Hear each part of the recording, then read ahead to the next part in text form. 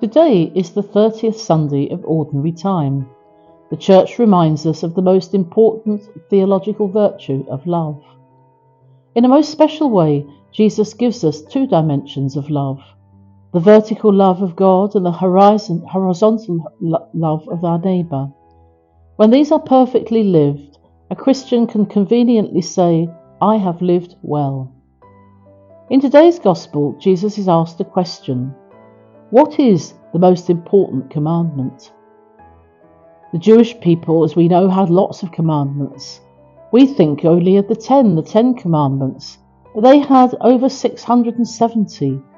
What they really meant by the commandments of God was how He formed the community, and how that community was supposed to act, and how that community could then make them from a ragged bunch of slaves into a community that's alive and would last forever. And so far it's lasted a number of years. But will it last forever, this community? So when they talk about the commandments, the Jews revered all of them, the smallest to the biggest.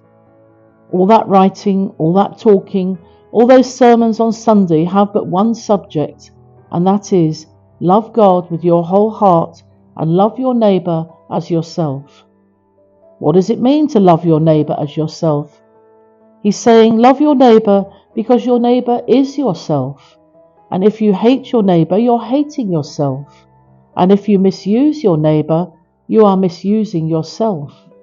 And if you're going to war, you are warring against your neighbour.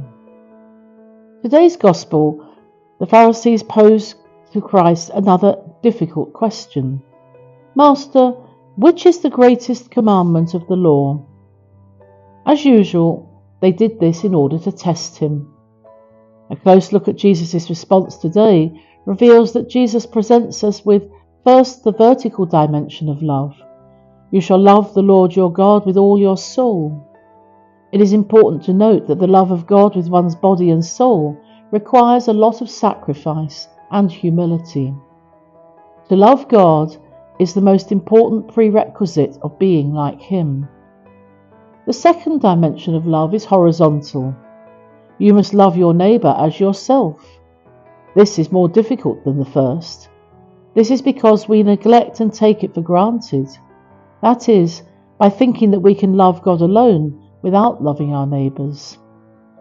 Therefore, in talking of love, charity must begin at home, with your neighbour, with your friends, and all who live around you.